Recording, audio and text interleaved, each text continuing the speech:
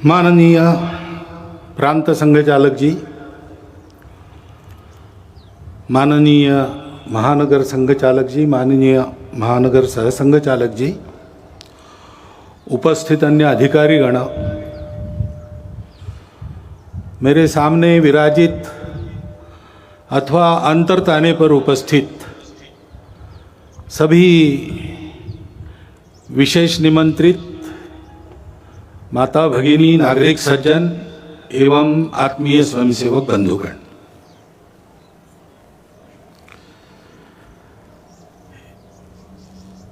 एक वर्ष के विराम के पश्चात फिर से हम खुले मैदान में, भले ही कम संख्या में एकत्र उपस्थित है, परंतु पूरी संख्या में अन्य केंद्रों पर उपस्थित है। और यह वर्ष अपनी स्वतंत्रता का 75वां वर्ष है। 15 अगस्त 1947 में को हम स्वतंत्र हुए।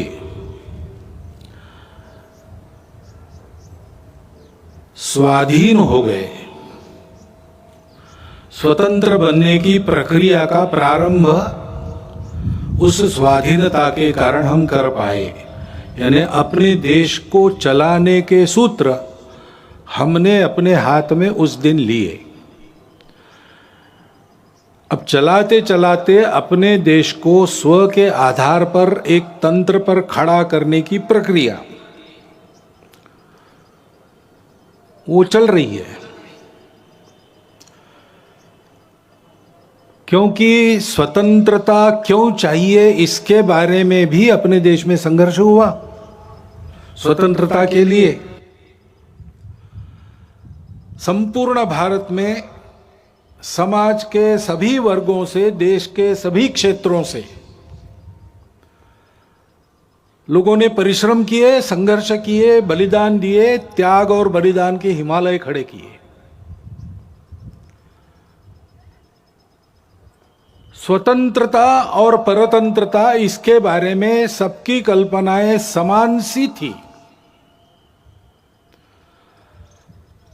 यानी 1857 के पहले 1830 के दशक में दक्षिण भारत में वीर पांड्य कट्टेबोमन के नेतृत्व में जो हुआ संघर्ष ब्रिटिशों के साथ,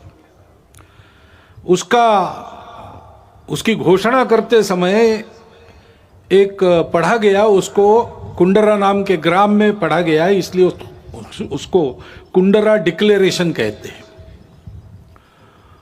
उसमें यह कहा गया कि ये जो विदेशी बाहर से आए हैं, इनका रंग सफेद है, इसलिए पूजा में कपूर और भोजन में नमक महंगा हो जाएगा अगर हमने इनको यहां राज्य करने दिया तो। और बहुत बाद में महात्मा गांधी जी ने और एक सत्याग्रह की शुरुआत मुट्ठी भर नमक उठाते हुए की, कहते हैं कि उसके कारण अंग्रेजों के विशाल साम्राज्य की बुनियाद की मिट्टी खसकी।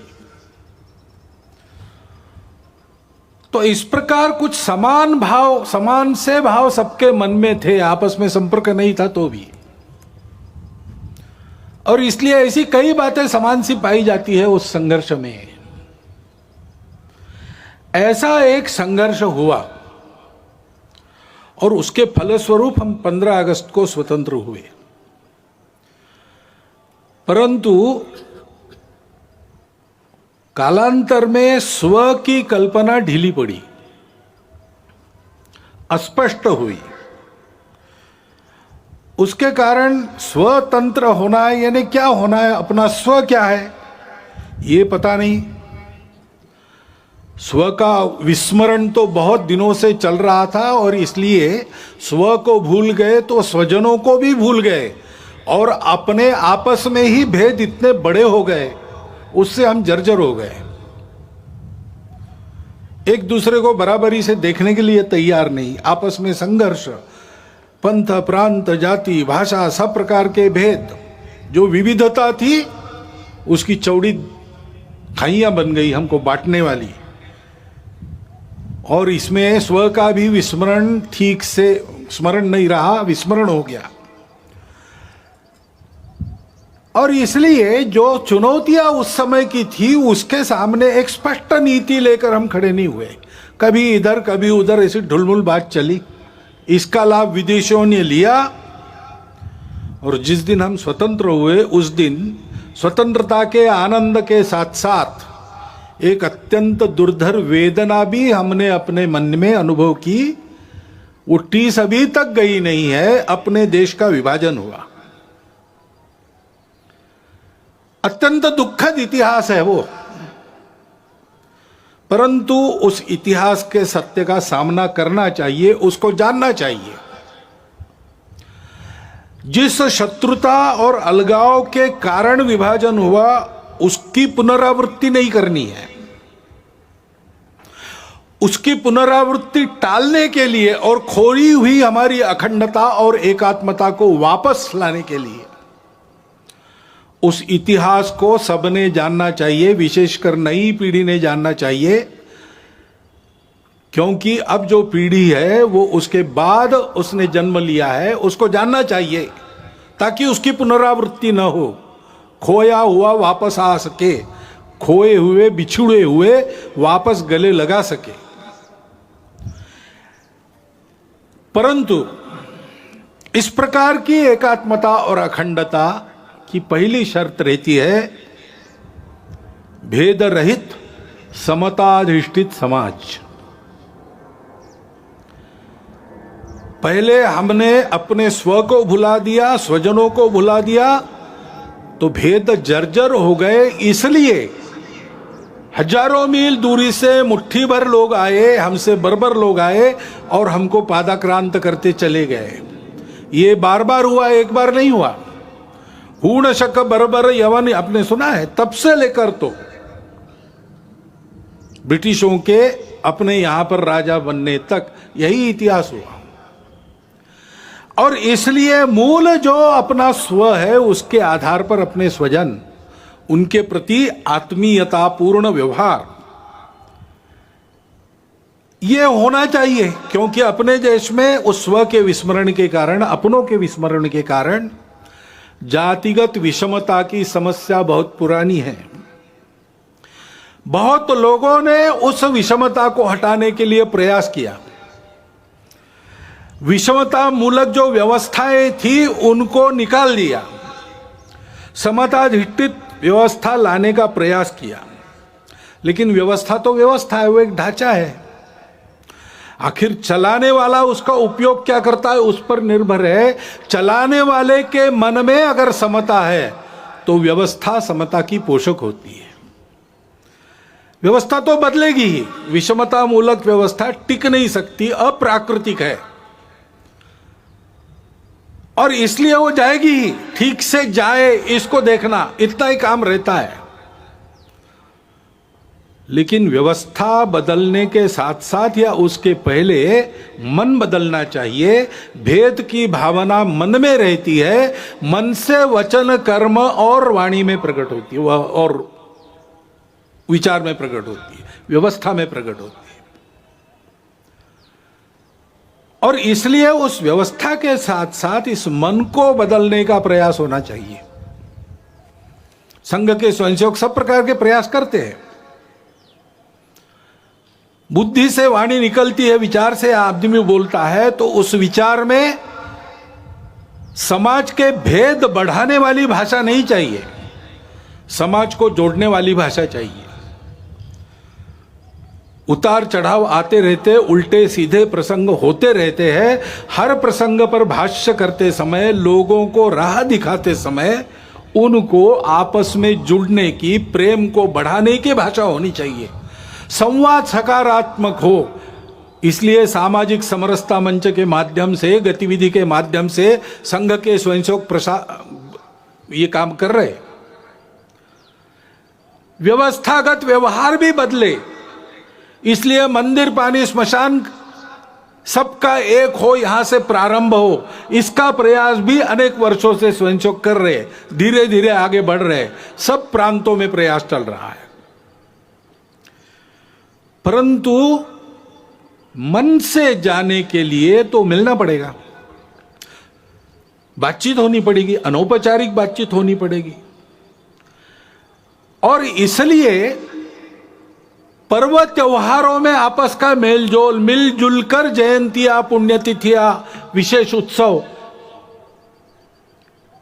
इनको करना, जैसे समाज मिलता जुलता है वैसे परिवार भी समाज के विभिन्न वर्गों के आपस में मित्रता करे। आना जाना, उठना बैठना, पर्व त्योहारों पर एक दूसरे के घर जाना, परिवार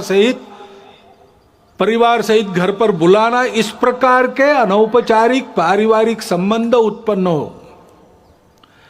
ये काम संघ की शाखाओं के माध्यम से और सामाजिक समरसता मंच नामक गतिविधि से संघ स्वयं सेवक कर रहे हैं, क्योंकि भेद रहित समताधिष्ठित समाज स्वातंत्र्य के टिकने की गारंटी है और राष्ट्र के एकात्मता का अधिष्ठान है। भारत की अखंडता और एकात्मता की ये जो श्रद्धा है, वो कोई नई बात नहीं है, भारत में चलती आई हुई बात है, सनातन काल से चलती आई है।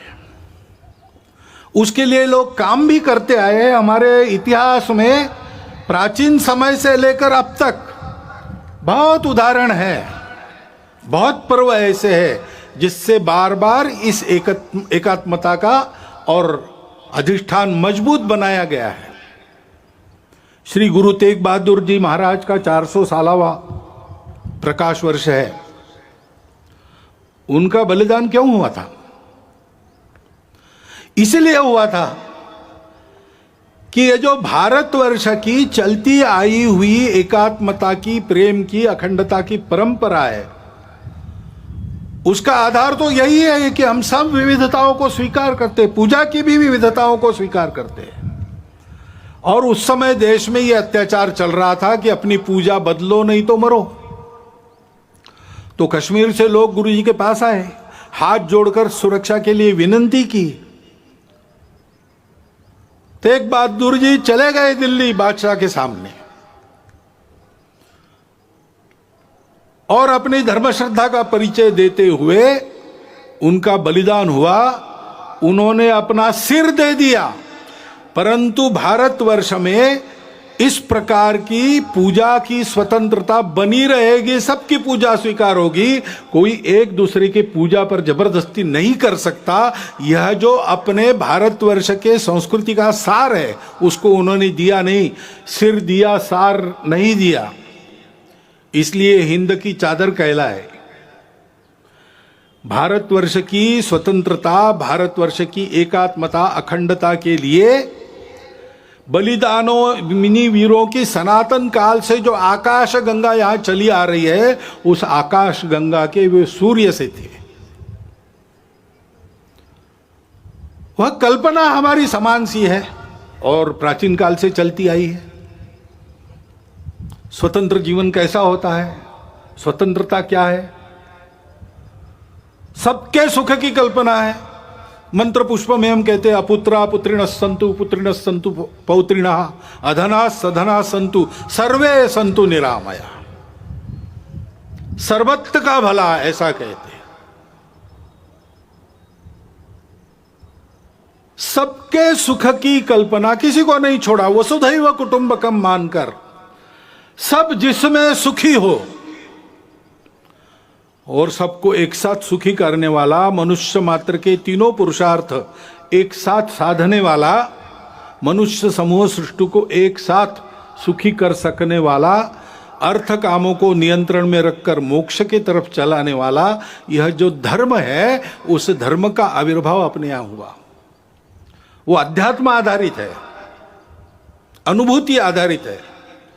हमारे स्वतंत्रता की वह आध्यात्मिक कल्पना है। और इसलिए हम जानते हैं पसायदान में उस स्वतंत्र सुखी जीवन की कल्पना ज्ञानेश्वर महाराज ने की है। जे खड़ांची व्यंकटी सांडो तया सत्कर्मी रतिवाड़ो, भूता परस्परे पढ़ो मैत्र जीवान से, दुरितान से तिमिर दावो विश्व स्वधर्म सूर्य पाओ, जो जे वांछील तोते लाहो प्राणी जाता। फिर से सबके सुख की कल्पना है। सबकी कामना पूर्ति की कल्पना है, परंतु आधार क्या है? दुष्टों के बारे में भी ये कहा उनका टेढ़ापन जाए, उनकी अच्छे कामों में रुचि बढ़े, प्राणी मात्र में परस्पर सौहार्द, प्रेम, आत्मीयता का संबंध हो, सबके संकट दूर हो, सब अपने अपने स्वधर्म को अनुभूत करके चले, स्वधर्म पर चले, तब सबकी इच्छाएं पूरी होगी। प्राणी जात सुखी होंगे, जिनमें प्राण है वो सब सुखी होंगे, सुख दुख का अनुभव कर सकने वाले सब सुखी होंगे। रविन्द्रनाथ टैगोर ने बाद में कहा, कोई अलग बात नहीं की, चित्त जथा भय शून्य उच्च जथा शिर। जहां चित्त भय से शून्य हो, जहां हम गर्व से माथा ऊंचा करके चल सके, जहां ज्ञान मुक्त हो, जहां दिन रात विशाल वसुधा के खंडों में विभाजित कर छोटे और छोटे आंगन न बनाए जाते हों, संपूर्ण मानवता की एकता की कल्पना, जहां हर वाक्य हृदय की गहराई से निकलता हो, सत्य पर चलने की कल्पना, हर दिशा में कर्म के अजस्त्र नदी के स्रोत फूटते हो और निरंतर अबाधित बहते हो, निरंतर कर्मशीलता, आदि आदि जो पूरी कविता उनकी है, वो हमारे स्वतंत्र जीवन की कल्पना देती है और उसके पीछे जो स्व है उसका आधार आध्यात्म है, स्पष्ट करती है। और इसलिए योगी अरविंद, जिनकी 150वीं जयंती है, उन्होंने भी यही बात कही है, हमारे स्व का अधिष्ठान स्पष्ट किया है, हमारे राष्ट्रीयता की कल्पना को उच्च रव से कहा है। गांधी जी इसी आधार पर बोलते थे। उनको सबूत की आवश्यकता पड़ी तो धर्मपाल जी ने सबूत जुटाए और आजीवन तपस्या की। उसके आधार पर उन्होंने भारतवर्ष के ब्रिटिश का प्रभाव होने के पहले के जीवन का जो चित्र सबूतों सहित किया है, प्रमाणित है, वो चित्र भी उनकी भी शताब्दी है, जन्म शताब्दी, वो चित्र भी इसी बात की पुष्टि करता है। हमारी इस स्व की कल्पना का आधार अध्यात्म आधारित परस्पर व्यवहार था, संतुलित व्यवहार था, आत्मीय व्यवहार था। उसको हम धर्म कहते हैं और उस धर्म के उदय से सब सुखी होते हैं। सावरकर जी ने कहा कि जब ऐसा हिंदू समाज खड़ा होगा संगठित, तो वो गीता की ही बात करेगा और अपने उद्देश्य को वसुधैव कुटुंबकम यही बताएगा,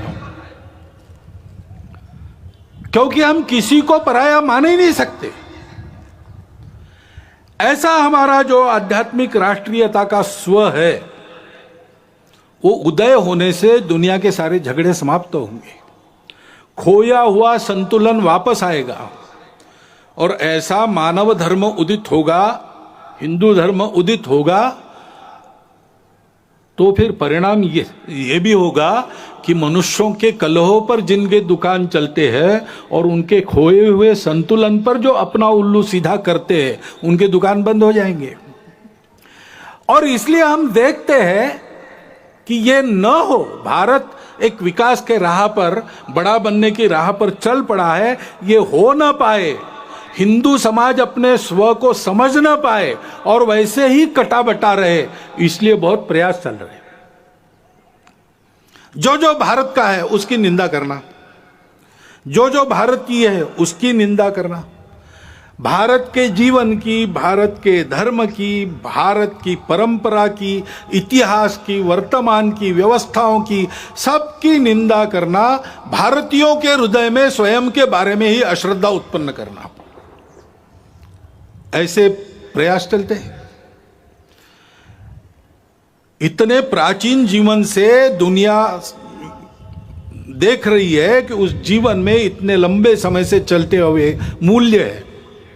मनुष्य जीवन को स्थिरता देखे, सुख देते, टूटन से बचाते हैं, अधपतन से बचाते हैं, ऐसे मूल्यों से युक्त हमारा जीवन है। उन मूल्यों पर हमला होता है, बोल के भी होता है, निंदा करके भी होता है और विभिन्न माध्यमों से बहुत सूक्ष्म रीति से भी होता है। ऐसा स्थूल और सूक्ष्म एक सांस्कृतिक आक्रमण भी लगातार चल रहा है, इस भय से कि अगर ये सारी बातें भारत में ठीक हो गई तो हम नहीं चल पाएंगे। और गठबंधन भी ऐसे लोगों ने बना लिया है, सम्मिलित प्रयास करते हैं। और भारत में हम देखते हैं कि इसको पहचान कर इसके उपाय में चलना चाहिए, समाज को ठीक दिशा में चलाने के प्रयास करने चाहिए। सब ऐसा नहीं करते। विशेषकर इसके व्यवस्था को चलाने का भारत के जो दायित्वधारी लोग हैं, राज्यों में है, केंद्र में है, सब लोग हैं। लेकिन कभी कभी ऐसा व्यवहार दिखता है, यानी एक भारत का ही राज्य है, दूसरा भी भारत का ही राज्य है, उसकी पुलिस आपस में युद्ध करती है, गोलियों से लोग मारे जाते हैं। हम एक देश के वासी हैं कि क्या है? अपनी राजनीतिक स्पर्धा के चलते और सरकारों का विरोध खड़ा होता है, पार्टियों का है, चलता है। लेकिन सरकारी व्यवस्था के अंदर, व्यवस्था तो एक है, संविधान के तहत बनी है। संविधान के तहत हम फेडरल स्ट्रक्चर है, लेकिन संविधान के तहत ही we the people of India, हम एक देश के लोग हैं, हमारा एक देश है, व्यवस्थाएं हमने फेडरल बनाई है, लोग फेडरल नहीं है। संपूर्ण जन एक राष्ट्र है। लेकिन ऐसा पोषक व्यवहार सत्ता में बैठे लोगों का भी होता हुआ नहीं दिखता। तो समाज को कहां से उद्बोधन मिलेगा, कहां से पथ प्रदर्शक पाथेय मिलेगा? अपने राजनीतिक उल्लुओं को सीधा करने के लिए ऐसे छल कपट चलते हैं, उसमें समाज के मन का क्या होता है, समाज में जो भेद है उनको मिटाया जाता है कि उनको और चौड़ा किया जाता है, इसकी परवाह न करते हुए होता है। अब समाज को ही बचना पड़ेगा इन बातों को पहचानते हुए, क्योंकि ये षड्यंत्र चलते हैं। असंतोष उत्पन्न करना निमित्त तो मिलते ही है। इतने बड़े समाज में, इतने लंबे चौड़े देश में छोटा भी निमित्त है, उसको प्रचार के साधनों के आधार पर बहुत बड़ा करके बताना, असंतोष उत्पन्न करना, आपस में विरोध उत्पन्न करना, जाति से जाति को लड़ाना, प्रदेश से प्रदेश को, भाषा से भाषा को लड़ाना, कलह उत्पन्न करना और आतंक का वातावरण उत्पन्न करते हुए इसको शमन करना चाहने वाले शक्तियों को दबाने का प्रयास करना और एक तरह से देश में अराजकता उत्पन्न हो, ऐसा प्रयास करना, ये भी प्रयास चल रहे हैं। और तकनीकी के आधार पर नई नई बातें जो आ रही, वो और आग में घी डालने का काम कर रही। नियंत्रण नहीं है उसका। ओटीटी प्लेटफॉर्म्स है, उस पर कैसे कैसे चित्र आते हैं, क्या क्या आता है। अभी तो कोरोना में बालकों के हाथ में भी मोबाइल आ गया और ऑनलाइन तो देख ही रहे, और क्या देखते क्या नहीं इसका कोई नियंत्रण नहीं। और ओटीटी प्लेटफॉर्म पर क्या दिखाना, इसका भी कोई नियंत्रण नहीं। देश में तरह तरह के नशीले पदार्थ आते, उनकी आदतें बढ़ रही है। वो कैसे रोकी जाए, कैसा हो, पता नहीं। उच्च वर्ग से लेकर तो बिल्कुल आखिरी आदमी तक समाज के जितने भी स्तर है, सब में भयंकर व्यसन। और उस व्यापार से आने वाला पैसा किसके हाथ में जाता है हम सबको पता है। देश विरोधी कार्यों में उसका उपयोग होता है। सीमा पार के देश उसको प्रोत्साहन करते हैं। ऐसी सारी बातें चल रही है और अनियंत्रित बातें भी बढ़ रही है। बिटकॉइन जैसी करेंसी है, किस राष्ट्र का, किस नियम का उस पर नियंत्रण है मुझे नहीं पता। एक स्पर्धा खड़ी हो रही है। इन सब बातों को नियंत्रित करना, समाज के हित में चलाना, ड्रग्स जैसे व्यसनों का पूर्ण निराश हो इसका प्रयास करना, ये शासन को करना चाहिए, करना पड़ेगा। परंतु शासन तो अपना काम आज नहीं कल करेगा, करने का प्रयास कर भी रहा है। वो यशस्वी आज न कल होगा, परंतु तब तक के लिए इसका बचने का और बाद में भी बचने की क्या बात है, कैसे होगा? तो अपने यहां पर एक वाक्य सर्वत्र लिखा मिलता है, मन का ब्रेक उत्तम ब्रेक। समाज का मन तैयार होना चाहिए, नई पीढ़ी का मन तैयार होना चाहिए। बालकों का, शिशुओं का मन घर में तैयार होता है।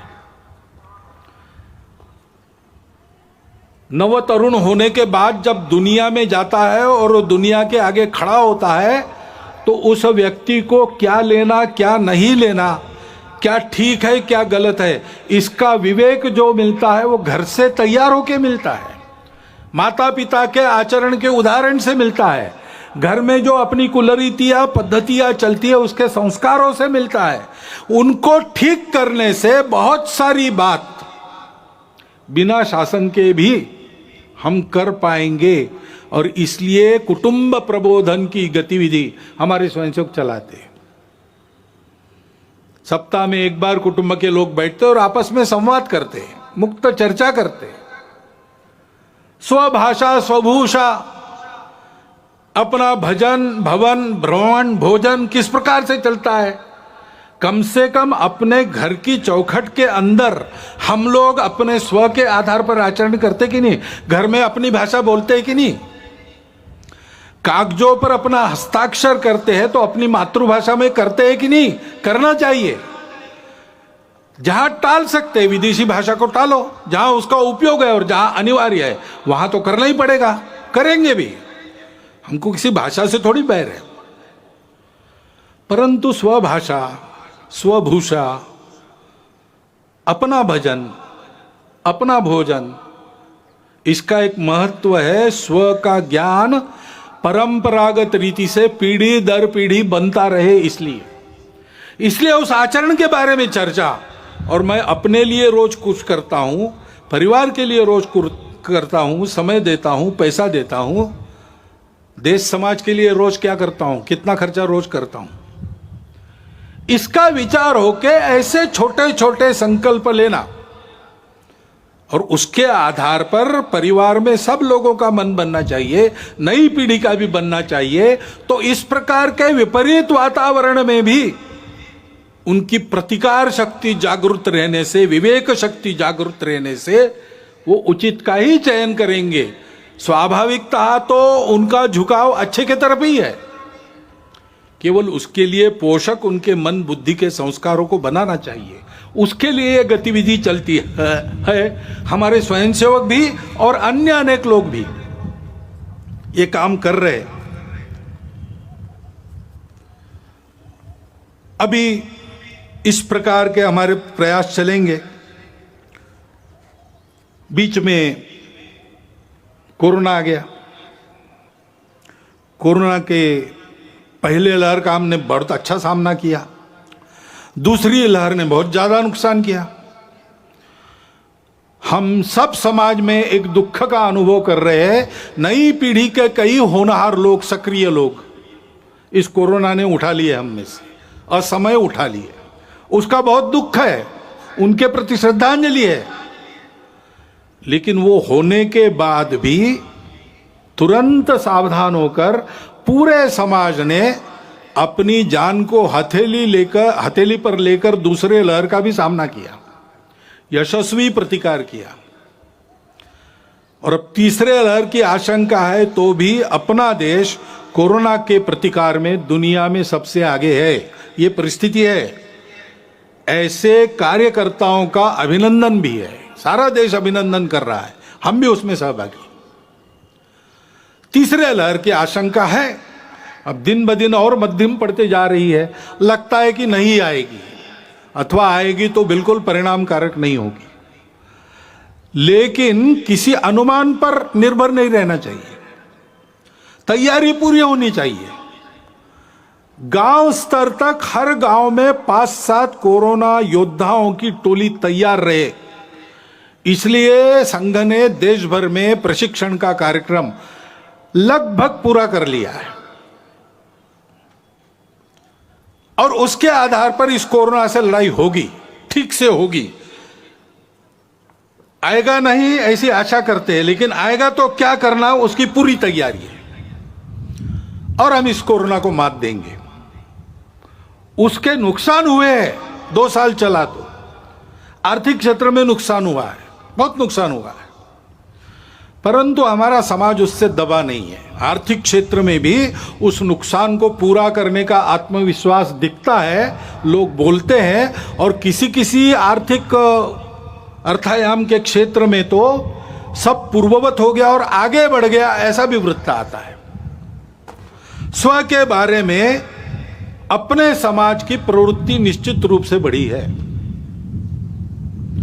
अभी राम मंदिर का धन संग्रह हमने किया गांव-गांव जाके, तो वहां भी यही अनुभव आया। स्फूर्त रूप से समाज के सभी जाति वर्गों का, सभी भौगोलिक क्षेत्रों से उत्तम सहयोग मिला, और एक ही भावना के कारण कि कुछ हमारा हमने वापस लाया है, उसको खड़ा कर रहे हैं। सब लोग राम की पूजा करने वाले लोग नहीं थे, परंतु सबका योगदान है, सबका उत्साह है,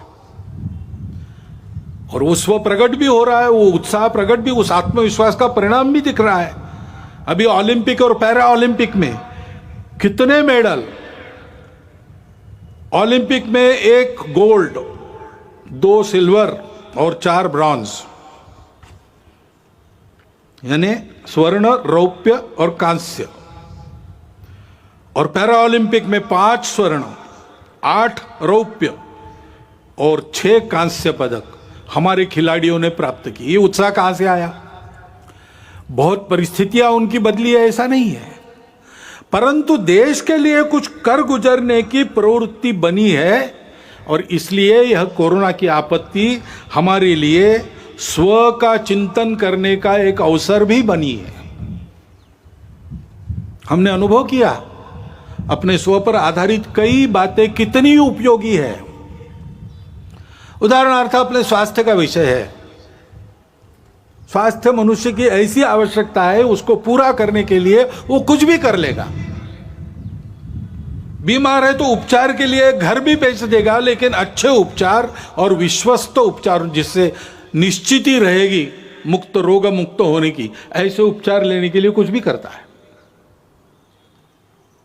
तो हमने देखा कि देश में सबकी इच्छा है चिकित्सा सबको सुलभ रहे, सबके पास पहुंच सके, और चिकित्सा महंगी न हो, सब आयु वर्ग के लोग उसका लाभ ले सके।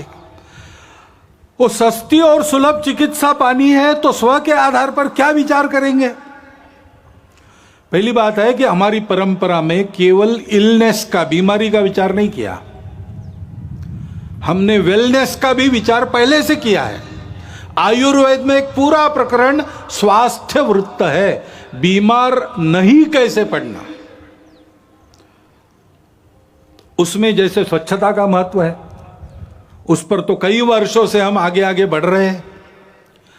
लोक स्वास्थ्य का, पब्लिक हेल्थ का विषय है, उस पर भी हमको बहुत तरीके से आगे जाना पड़ेगा, क्योंकि उसमें शासन को भी बहुत कुछ करना पड़ता है, समाज को भी बहुत कुछ करना पड़ता है। अपने घर की और स्वयं की स्वच्छता तो हम देख लेंगे, अपने मोहल्ले की स्वच्छता पर भी ध्यान देना पड़ेगा। सार्वजनिक स्थानों पर स्वच्छता बरतने की आदत लगानी पड़ेगी। स्वच्छता के लिए नंबर मिलते हैं आजकल शहरों को, अच्छी बात है, लेकिन दिखने वाली स्वच्छता और जहां नहीं कोई देखता वहां स्वच्छता नहीं, ऐसे लोक स्वास्थ्य में नहीं चलता। बीमारी हवा से भी आती है, और इसलिए लोक स्वास्थ्य के नियमों का ध्यान रखना और जीवन शैली मुख्यतः ठीक करना। प्राकृतिक जीवन शैली चाहिए, जितनी प्रकृति के पास रहेगी उतना हम स्वस्थ रहेंगे। पर्यावरण के साथ मेल खाने वाली जीवन चाहिए। हम बेतहाशा रासायनिक खेती का प्रयोग करेंगे तो कैंसर तो बढ़ेगा ही। हम अगर हर जगह प्लास्टिक से प्रदूषण लाएंगे तो हम जिस सांस से हवा भरते हैं वो सांस अपनी विषैली हो जाएगी। और इसलिए हमारे यहां पानी का उपयोग ठीक से करना, नाप तोल कर करना।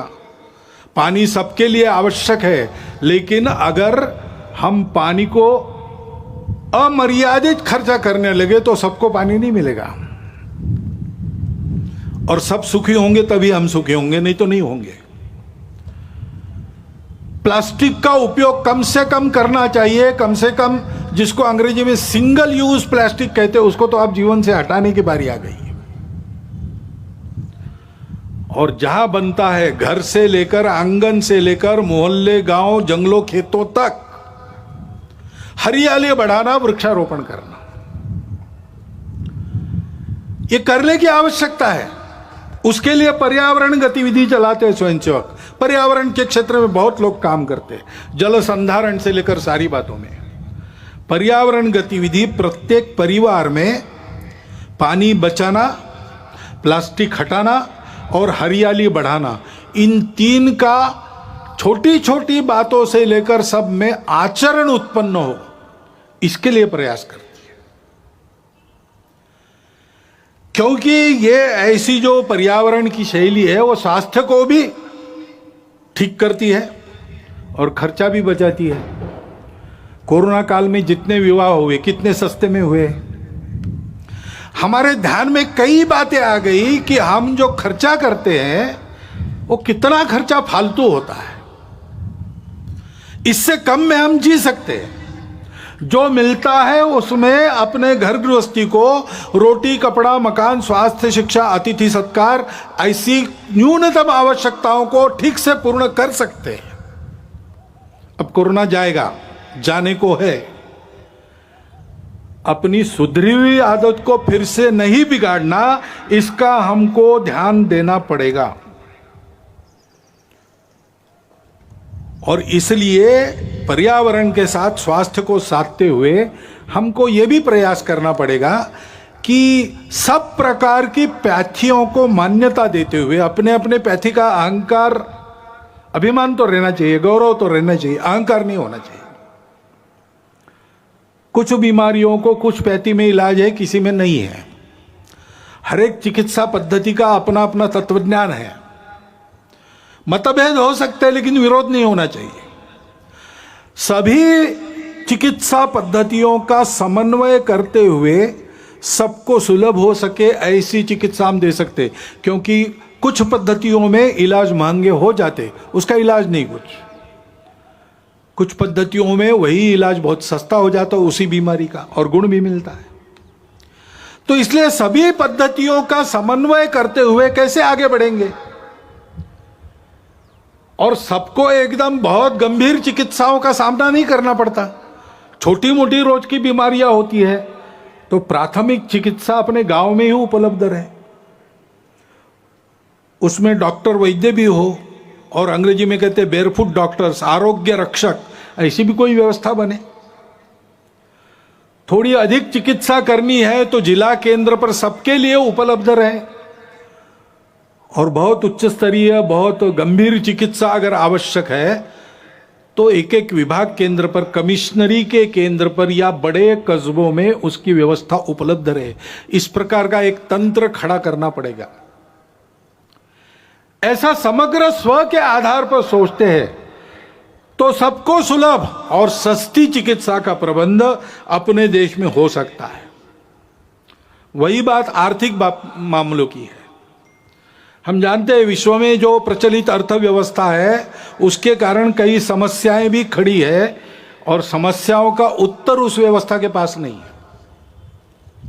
सभी देशों में उसका पुनर्विचार चल रहा है। बहुत उत्साह से जिन बातों की उद्घोषणा आर्थिक जगत पहले करता था, आज उसने वो करना बंद कर दिया है, अंतर्मुख होकर विचार कर रहा है। तीसरा रास्ता कौन सा है? तीसरा रास्ता हम दे सकते हैं। हमारे परंपरागत आर्थिक चिंतन की जो दृष्टि है वो पूर्ण है, अधूरी नहीं है। हमने उस स्व के आधार पर ये चिंतन किया है। एक शाश्वत सत्य हम पहले बताते हैं कि भाई अर्थशास्त्र क्यों है? मनुष्य की कामना पूर्ति के लिए साधन उपलब्ध कराने का शास्त्र, ऐसा वो मानते हैं। हमारे यहाँ थोड़ा आगे गए, हमने कहा कि सुख प्राप्ति का वो है, और एक का सुख हो नहीं सकता, सबका सुख चाहिए। इसलिए जितनी प्रजा है उसके सुख का वो शास्त्र है। जिन्होंने जन्म लिया है वो सब सुख को प्राप्त हो तो सभी सुखी होंगे। और ये सुख कहां मिलता है? सुख बाहर नहीं है, सुख अंदर है। और इसलिए अंदर के सुख को प्राप्त करेंगे तो बाहर की वस्तुओं से हम पर्याप्त सुख ले सकते हैं, अपने अंदर ही है वो, लेकिन उसके लिए बाहर की वस्तुएं पर्याप्त हो सकती है। नहीं तो सिद्धांत तो प्रचलित सिद्धांत कहता है means are limited, ends are endless. हमारे यहां इस सत्य को मान्य करके कहा है कि ऐसी अवस्था में अगर उपभोग करना है तो संयम आवश्यक है, क्योंकि सुख उसमें नहीं है, वस्तु में, सुख हमारे अंदर है। तो बांटकर खाओ, उस सुख के पीछे बहते मत जाओ, सुख पर तुम्हारा नियंत्रण चाहिए। और इसलिए संयम पूर्ण उपभोग, न्यूनतम आवश्यक जितना है उतना उपभोग, क्योंकि यह सब हमारा नहीं, मेरी अपनी प्रॉपर्टी नहीं है। इस पर मालकियत किसकी है? किसी की नहीं। ईशावास्यमिदं सर्वम, भगवान का बनाया है, भगवान का है। उसने उसका यथोचित उपयोग जिसके लिए रखा है वो लेगा। सबका होने के बाद बचेगा, उसमें मैं अपने को चलाऊंगा। तेन त्यक्तेन भुंजित। मनुष्य प्राकृतिक और मानव निर्मित धन का स्वामी नहीं है, विश्वस्त है। उसको दो हाथों से कमाना है, लेकिन उसके आधार पर सारी सृष्टि को चलाना है, 1000 हाथों से बांटना है। इस दृष्टि के आधार पर अपने यहां का आर्थिक विचार खड़ा है, वो एकांतिक नहीं है। उसमें मनुष्य को सृष्टि के अंग के नाते देखा गया है। सृष्टि का मालिक नहीं, कॉन्करर नहीं, कॉन्करिंग द नेचर गलत बात है, नर्चरिंग द नेचर। सृष्टि से जितना चाहिए उतना लेना और दाम दुगना वापस करना, गिविंग बैक। इस आधार पर हमारा अर्थ विचार खड़ा है। और इसलिए वो एकांगी नहीं है, वो सब जगह परिवार की कल्पना करता है। कृषि श्रेष्ठ है कि उद्योग श्रेष्ठ है कि व्यापार श्रेष्ठ है? अरे भाई, तीनों अपने अपने जगह श्रेष्ठ है, तीनों को मिलकर चलना चाहिए। उद्योग चलेगा मालिक के लिए चलेगा कि मजदूर के लिए? अरे भाई, मालिक मजदूर बीच में जो व्यापारी है वो और ग्राहक, सबको एक परिवार मानकर सबके हित का विचार करके चलेगा। सबको अपना अपना कर्तव्य पूरा करते हुए संयम से बरतना पड़ेगा, तब सबकी कामना पूर्ण होगी। इस प्रकार के आर्थिक विचार के आधार पर आज के देशकाल परिस्थिति में क्या सुसंगत हो सकता है? हमारा प्रदीर्घ जीवन रहा है, उस प्रदीर्घ जीवन में हमने भी पुरुषार्थ किया है। और ईस्वी सन 1 से लेकर तो 17वीं सदी तक हम दुनिया के सर्वसमर्थ आर्थिक देश थे। विलियम डैलिरिम्पल वगैरह डाटा दे रहा है। यह अगर वस्तुस्थिति है तो हमारे इतने लंबे आर्थिक अनुभव से हमने जो शाश्वत तत्व निकाले उसके आधार पर हमको चलना पड़ेगा। जमाना बदला है, ऊपर ऊपर का परिवर्तन उतना जरूर करना पड़ेगा। विश्व भी अब 2-4 हजार साल चला है अर्थ पुरुषार्थ में, उसका भी कुछ अनुभव है। वहां से भी जो उपयुक्त है वो लेना पड़ेगा। स्वदेशी को काल सुसंगत बनाना और विदेशी को देश सुसंगत बनाना, इसके आधार पर अपने स्व पर आधारित एक नया आर्थिक प्रतिमान संपूर्ण दुनिया को देना, ये दुनिया की अभी आवश्यकता है। और हम स्वातंत्र्य में हमारे स्व के प्रगटीकरण का एक स्वाभाविक आविष्कार है, इसकी चिंता हमको करनी पड़ेगी। और ये बात जब सोचते हैं तो एक सब लोग आजकल कहते हैं, पहले इतना नहीं कहते थे, आजकल कहते हैं, वो कहते हैं ये जनसंख्या क्या करेंगे, बढ़ती जा रही है। तो जनसंख्या नीति तो होनी चाहिए। अपने यहां विचार हुआ है, एक परिवार में 2.1 ऐसा कहा है ना, 2 बालक रहे, ऐसा विद्वानों ने मिलकर निश्चित किया, सरकार ने उसको स्वीकार किया, ये सब हुआ है। लेकिन हमको लगता है कि एक बार फिर विचार कर लेना चाहिए, क्योंकि 2 बातें, सारी बातों का विचार करना। अभी हमारे देश में, हमारा युवाओं का देश है, 56-57% युवा है। 30 साल के बाद ये सब बूढ़े बनेंगे, उनको खिलाने के लिए भी हाथ लगेंगे। कितने हाथ लगेंगे? कितने लोगों को खिला सकेंगे, और उस समय जितने लोगों को खिलाना है उसके लिए काम करने वाले कितने लगेंगे? दोनों बातों का विचार करना पड़ेगा। इतना हम बढ़ेंगे तो पर्यावरण कितना झेल सकता है? हमारी माताएं उस दृष्टि से कितनी सक्षम है, उनको खुद के पैरों पर खड़ा रखने का सामर्थ्य, उनका सशक्तिकरण कितना हुआ है, वो कितनी प्रबुद्ध है, हम उनको कैसा ऐसा बना सकते? एक 50 साल आगे तक का विचार करके एक नीति बनानी चाहिए, और उस नीति को सब पर समान रूप से लागू करना चाहिए। क्योंकि जैसे जनसंख्या एक समस्या बन सकती है, वैसे जनसंख्या का असंतुलन भी समस्या बनती है, बन रही है देश में, दुनिया में। हम देख रहे हैं, सब लोग बोल रहे हैं। इसमें किसी के प्रति बुरा भाव नहीं रहता है। अरे इसलिए हमने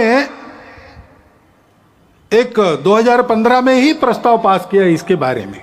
उस प्रस्ताव को मैं पढ़ के बताता हूं। जनसंख्या वृद्धि दर में असंतुलन की चुनौती। देश में जनसंख्या नियंत्रण हेतु किए गए विविध उपायों से पिछले दशक में जनसंख्या वृद्धि दर में पर्याप्त कमी आई है, लेकिन इस संबंध में अखिल भारतीय कार्यकारी मंडल का मानना है कि 2011 की जनगणना के पांथिक आधार पर किए गए विश्लेषण से विविध संप्रदायों की जनसंख्या के अनुपात में जो परिवर्तन सामने आया है, उसे देखते हुए जनसंख्या नीति पर पुनर्विचार की आवश्यकता प्रतीत होती है। विविध संप्रदायों के प्रति जनसंख्या वृद्धि दर में भारी अंतर, अनवरत विदेशी घुसपैठ व मतांतरण के कारण देश की समग्र जनसंख्या, विशेषकर सीमावर्ती क्षेत्रों की जनसंख्या के अनुपात में बढ़ रहा असंतुलन देश की एकता, अखंडता, सांस्कृतिक पहचान के लिए गंभीर संकट का कारण बन सकता है। विश्व में भारत उन अग्रणी देशों में था जिसने 1952 से ही जनसंख्या नियंत्रण के उपायों की घोषणा की थी, परंतु सन 2000 में जाकर ही वह एक समग्र जनसंख्या नीति का निर्माण और जनसंख्या आयोग का गठन कर सका। इस नीति का उद्देश्य सकल प्रजनन दर की आदर्श स्थिति को 2045 तक प्राप्त कर स्थिर व स्वस्थ जनसंख्या के लक्ष्य को प्राप्त करना था। ऐसी अपेक्षा थी कि अपने राष्ट्रीय संसाधनों और भविष्य की आवश्यकताओं को ध्यान में रखते हुए प्रजनन दर का यह लक्ष्य समाज के सभी वर्गों पर समान रूप से लागू होगा। परंतु 2005-6 का राष्ट्रीय प्रजनन एवं सार्थ सर्वेक्षण सन 2011 की गणना के 0 से 6 आयु वर्ग, 0 से 6 आयु वर्ग के पांथिक आधार पर प्राप्त आंकड़ों से असमान सकल प्रजनन दर एवं बाल जनसंख्या अनुपात का संकेत मिलता है। यह हमारा प्रस्ताव है, तो इसलिए सुझाव हमारे ऐसे और भी लिखा है, पूरा नहीं पढ़ता हूं, लिखित भाषण में उपलब्ध है। देश में उपलब्ध संसाधनों, भविष्य की आवश्यकताओं एवं जनसांख्यिकीय असंतुलन की समस्या को ध्यान में रखते हुए देश की जनसंख्या नीति का पुनर्निर्धारण कर उसे सब पर समान रूप से लागू किया जाए। सीमा पार से हो गई अवैध घुसपैठ पर पूर्ण रूप से अंकुश लगाया जाए। राष्ट्रीय नागरिक पत्रिका का निर्माण कर इन घुसपैठियों को नागरिकता के अधिकारों से तथा भूमिकरित के अधिकार से वंचित किया जाए। जो अनधिकृत प्रवेशकारी लोग हैं, वो हमारे देश में बसने वाले, सदियों से बसने वाले, पीढ़ी दर पीढ़ी बसने वाले नागरिक बने हुए, किसी के प्रति ये बात नहीं है। और देशवासियों का ये आह्वान है कि जनसंख्या में असंतुलन उत्पन्न कर रहे सभी कारणों की पहचान करते हुए जन जागरण द्वारा देश को जनसांख्यिकीय असंतुलन से बचाने की सभी विधि सम्मत प्रयास करें। कैरो में एक परिषद हुई थी राष्ट्रों की, उसमें सबके साथ अपने देश का जो अधिकृत संकल्प है, डॉक्टर मनमोहन सिंह उस समय प्रधानमंत्री थे, उस संकल्प के बाहर इसमें कुछ भी नहीं है, सब उसके मर्यादा के अंदर है।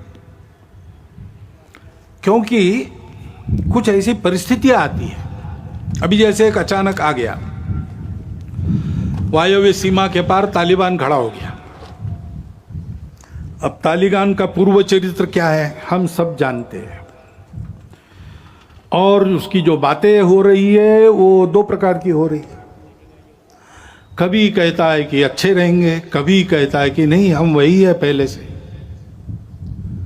तो इसका एक स्पष्ट संकेत है कि हमसे सावधान रहना चाहिए। और तो और उस समय उसका समर्थन करने वाले जब खड़ा हुआ तब रशिया भी था, तुर्कस्तान भी था, चीन और पाकिस्तान तो आज भी है। अब तालिबान बदला भी होगा, पाकिस्तान बदला है क्या? ऐसा तो बिल्कुल नहीं है। चीन का इरादा भारत के बारे में बदला है क्या? ऐसा तो बिल्कुल नहीं है। और इसलिए यह मानते हुए भी हृदय परिवर्तन हो सकता है, बुरा से बुरा आदमी भी बदल सकता है, बातचीत से संवाद से बातें हल होती है, प्रेम से अहिंसा से मामला ठीक हो सकता है, इसको मानना चाहिए, इसके प्रयास भी जारी रखने चाहिए। लेकिन अपनी सावधानी, अपनी तैयारी को पूर्ण रखते हुए हमको सजग भी रहना चाहिए। हमारी सीमा सुरक्षा और अधिक चाक चौबंद होने की आवश्यकता है। जहां बार बार आक्रमण होते वहां तो ठीक ही है, लेकिन जहां नहीं होते ऐसा हम कहते हैं, लेकिन चोरी छुपे होते रहते हैं। सागरी सीमा है, हमारे सागरी प्रदेश में जो टापू है, देश के अंदर की बातें हैं, इन सबको बहुत अच्छा करना चाहिए। इंटरनेट के उपयोग के कारण अब साइबर सिक्योरिटी का भी प्रश्न खड़ा हो गया है। उसके मामले में हमको बहुत आगे जाना पड़ेगा, हम जाएंगे। और ऐसी बातों का परिणाम अंदर उपद्रवी लोगों के मनोबल पर न हुआ तो भी वो कुछ न कर सके, ऐसा हमको ठीक रखना पड़ेगा। अभी अभी जम्मू कश्मीर में होकर आया, वहां सामान्य जनता को 370 हटने के अच्छे लाभ मिल रहे हैं, उसको तो मानते हैं। लेकिन और आगे बढ़ते हुए उनका देश के साथ सात्मीकरण हो, इसके प्रयास बढ़ाने की आवश्यकता है। मन से एक होना चाहिए। भारत से किसी भी भारतीय के रिश्ता लेन देन का नहीं है। हम भारत माता के पुत्र हैं, हम भारत के अंग हैं। कश्मीर की जनता को, उसके मन में उस भावना को हमको विकसित करना पड़ेगा। इस दृष्टि से शासन के, समाज के, दोनों के प्रयास चल रहे हैं और बढ़ने चाहिए, उसमें गति आनी चाहिए। ये अगर हम करते हैं तो फिर आतंकवादियों की गतिविधियों का भी बंदोबस्त करना पड़ेगा। अभी 370 हटने के बाद उनके प्रति जो डर था वो भाग गया। अब वो डर से ही काम लेते थे, तो उस डर को वापस लाना उनके लिए आवश्यक है। इसलिए चुन चुन कर जैसे पहले करते थे, मनोबल गिराने के लिए टारगेटेड वायलेंस, लक्षित हिंसा वो कर रहे हैं। उद्देश्य ही है उनका कि अपने डर को फिर से स्थापित करना, और समाज वहां संघर्ष कर रहा है। वो कह रहा है कि एक बार डरे डरे अब नहीं डरेंगे, आप डर को वापस नहीं ला सकते। लेकिन शासन को भी बड़ी चुस्ती से इसका बंदोबस्त करना पड़ेगा, तब इस संघर्ष को हम ले लेंगे, जीत लेंगे। हिंदू समाज को यह सब करना पड़ेगा। और हिंदू समाज के अपने भी कुछ प्रश्न है, जैसे मंदिरों का प्रश्न है। हिंदू समाज के मंदिरों की स्थिति बहुत अच्छी नहीं है, लेकिन देश के हर भाग में अलग अलग है। दक्षिण के प्राय सभी मंदिर सरकार के अधीन है। छोटे छोटे मंदिर जो स्वतंत्र है वो उपेक्षित है। बाकी भारत में कुछ मंदिर सरकार के अधीन है, कुछ मंदिर भक्तों के अधीन है। सरकार के अधीन भी कुछ मंदिर बहुत अच्छे चलते हैं, बहुत सुंदर, साफ सुथरे, प्रेरणा देने वाले, भक्तों की मदद, समाज की सेवा करने वाले। सरकार के अधीन भी है और भक्तों के अधीन भी मंदिर बहुत अच्छे चल रहे। दिल्ली का झंडे वाला मंदिर है, अपने यहाँ पास में शेगांव का मंदिर है, भक्तों के अधीन है। उत्तम चल रहे, व्यवस्थित चल रहे, पवित्र चल रहे, स्वच्छ चल रहे, और समाज की भी कई प्रकार से सेवा करते हैं। ऐसे व्यवस्थापन की दृष्टि से वैष्णो देवी मंदिर सरकार ने लिया, वो ठीक चल रहा है। जगमोहन जी थे, वो श्रद्धालु थे, इसलिए ठीक हो गया प्रबंध। लेकिन जहां ऐसा नहीं है वहां क्या हो रहा है? लूट चल रही है। मंदिरों की जमीन बेची गई, मंदिर की संपत्ति हड़पी जाती है। हिंदू मंदिरों की संपत्ति अहिंदू, जिनको हिंदू देवी देवों पर श्रद्धा नहीं है उनके लिए लगाई जाती है। हिंदू को भी आवश्यकता है, वहां नहीं लगाई जाती। और इसलिए सुप्रीम कोर्ट के निर्णय भी है, सब प्रकार के हैं। यह भी कहा है सुप्रीम कोर्ट ने कि मंदिर के मालिक भगवान है और कोई नहीं हो सकता, पुजारी केवल व्यवस्थापक है। यह भी कहा है सुप्रीम कोर्ट ने कि सरकार व्यवस्था उत्पन्न करने के लिए कुछ समय तक ले सकती है, 1, 2, 3 वर्ष, उसके बाद वापस करना पड़ेगा। और इसलिए एक बार इसका निर्णय होना चाहिए ठीक से, और निर्णय यह भी होना चाहिए हिंदू समाज इन मंदिरों को कैसे रखेगा। हिंदू समाज की क्या व्यवस्था है अपने मंदिरों को जैसे वो पहले समाज के जीवन के केंद्र हुआ करते थे वैसे चलाने का। क्योंकि हिंदू समाज की श्रद्धा जगे, हिंदू समाज का बल जगे, हिंदू समाज के लोगों के आपत्तियों का निवारण हो, उनको श्रद्धा मिले, उनको सहारा मिले। इस दृष्टि से हिंदू समाज की ये जो सारी व्यवस्थाएं आज भी है, पतित हो गई है, उनको ठीक करने के लिए हिंदू को जगाना पड़ेगा। क्योंकि हिंदू समाज का ऐसा होना ही सारी बातों का आधार है। हमारे देश का स्व आध्यात्मिक है, उसमें अनेक पूजाएं आ सकती है, बाकी पूजाएं समाई भी जा सकती है। वो पूजा पर निर्भर नहीं करता। शासन प्रशासन देश को कैसे चला गया एक बात होती है, लेकिन देश को तो सही अर्थों में समाज चलाता है। और अपने समाज का जो स्व है वो स्व छोटी पहचानों के संकुचित अहंकार को भूलकर उनको स्वीकार करना, पहचानों को उनका पूर्ण सम्मान करना, उन सब पहचानों को आदर और विकास का अवसर मिलना, परंतु उसके अहंकार में फंसना नहीं। उससे बड़ा हम सब एक समाज है। ये संपूर्ण भारतवर्ष हमारी मातृभूमि है। राष्ट्र हमारे यहाँ राज्य आधारित नहीं है, नेशन स्टेट नहीं है। हमारे यहाँ जनपदवती भूमि ये राष्ट्र का आधार है। जनपद यानी समाज, समाज यानी केवल भीड़ नहीं, समाज यानी एक समान लक्ष्य लेकर आगे बढ़ने वाला समूह, परस्पर आत्मीयता का संबंध रखने वाला, एक मातृभूमि का अपने आप को मानने वाला। यह भारतवर्ष व्यवस्थाओं में भी विविधता, लेकिन सदैव एक राष्ट्र रहा है। और उसका स्व है सभी विविधताओं का स्वीकार, सम्मान। सब उपासनाओं का हम स्वीकार कर सकते हैं। ये बात सही है कि उपासना आक्रमणकारियों के साथ भी दुनिया की दो यहां आई है, शरणार्थी होकर भी दुनिया की दो उपासनाएं यहां आई है, यहूदी और पारसी। इस्लाम और ईसाइयत आक्रामकों के साथ प्रवेश कर गई या आक्रामकों के साथ बढ़ी, लेकिन वो इतिहास हो गया। उन आक्रामकों के साथ नाता नहीं है किसी का। सब अपने उन हिंदू पूर्वजों के वंशज है जो इस विविधता को एकता का ही आविष्कार मानकर सबका स्वीकार सम्मान करते थे, आपस में प्रेम से मिलजुल कर रहते थे और सभी एक दूसरे का आदर करके चलते थे। उन्हीं हिंदू पूर्वजों को सब वंशज है। वही भारतवर्ष सबकी मातृभूमि है जिसके सिवाय किसी को गति नहीं है और कहीं। और उसकी यह सबको अपना मानने वाली सा प्रथमा संस्कृति विश्ववारा, ऐसा गौरव से जिसको कहा गया है, मनुष्य में मनुष्यत्व को जागृत करने वाली उस संस्कृति का असर सब पर है। उस संस्कृति को मानकर सब पर चलना, यह सबने मान्य करना चाहिए। इसमें किसी को पूजा नहीं छोड़नी पड़ती, भाषा नहीं छोड़नी पड़ती, कुछ नहीं छोड़ना पड़ता।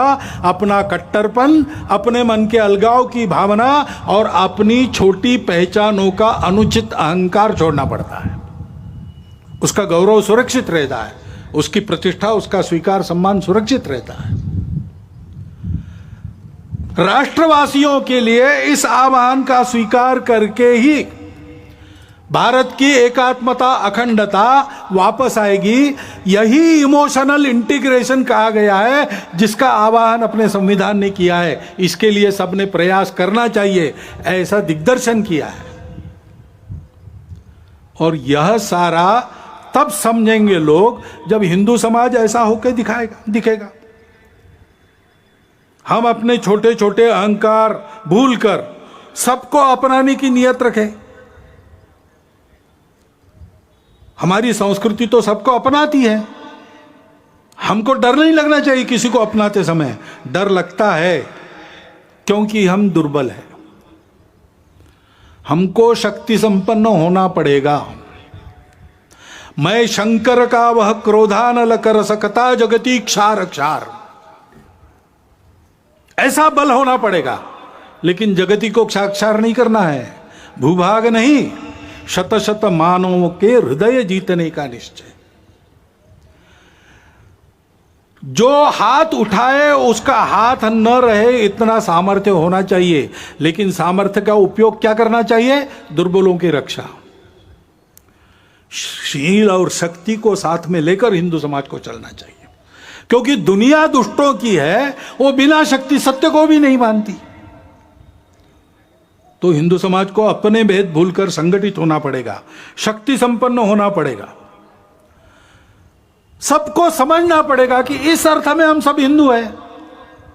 इसको समझा, इसलिए तो हमारे इतिहास में राणा सांगा के साथ अकबर से लड़े, बाबर से लड़े, हसन खां मेवाती हो गए।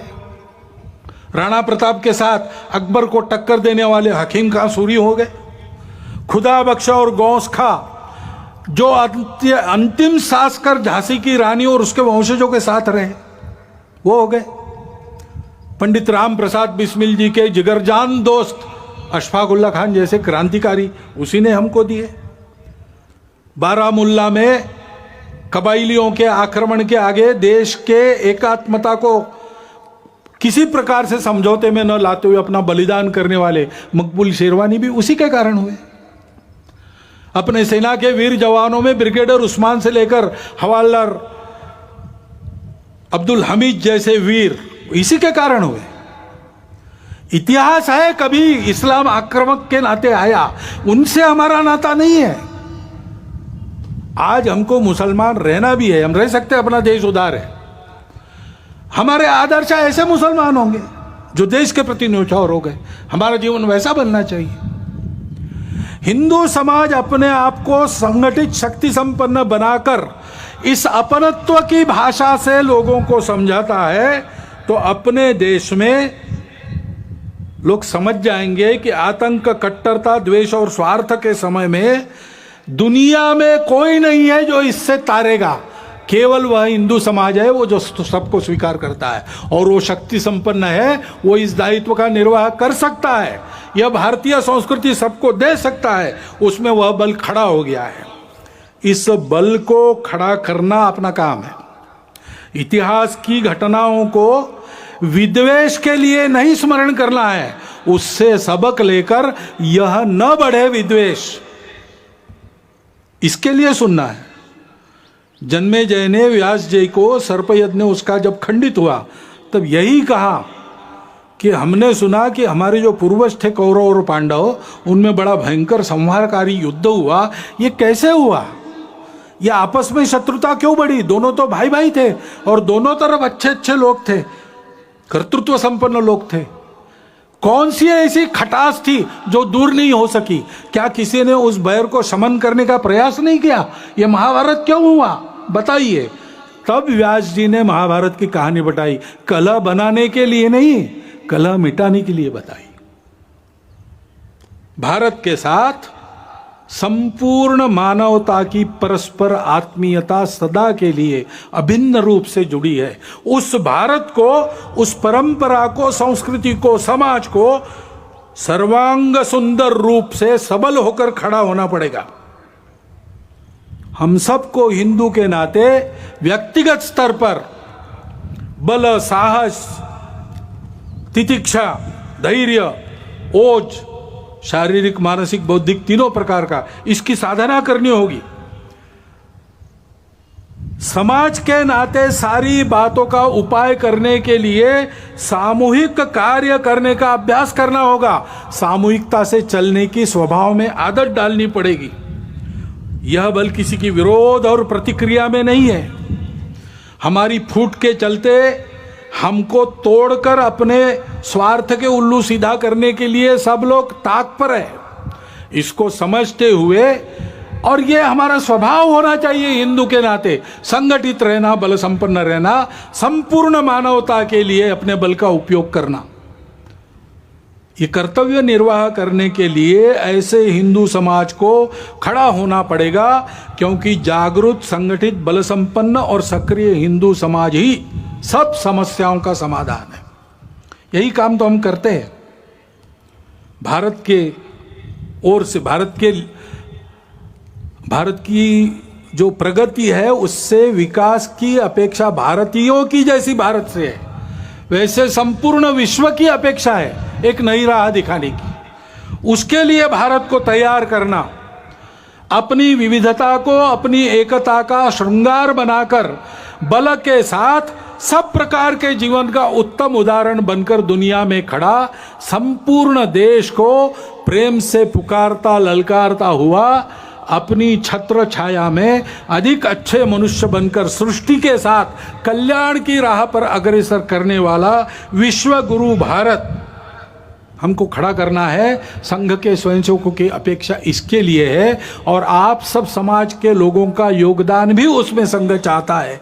इस यज्ञ में आपकी भी सबकी संविदा पड़े, सारा समाज इसके लिए अग्रसर हो तो भारत का भाग्य बदल जाएगा। वो भाग्य बदलना है, वो भारत की आवश्यकता है, वो समय की, विश्व की आवश्यकता है। और इसलिए भ्रांति जनमन की हटाते, क्रांति का संगीत गाते, एक के दशलक्ष होकर कोटियों को है बुलाते, इस पद्धति से हमको आगे बढ़ना है। क्योंकि तुष्ट माँ होगी तभी तो विश्व में सम्मान पाकर बढ़ रहे हैं चरण अगणित, बस इसी धुन में निरंतर। भारत माता की जय।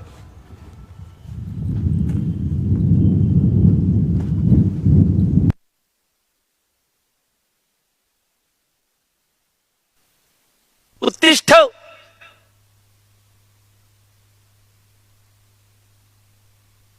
आ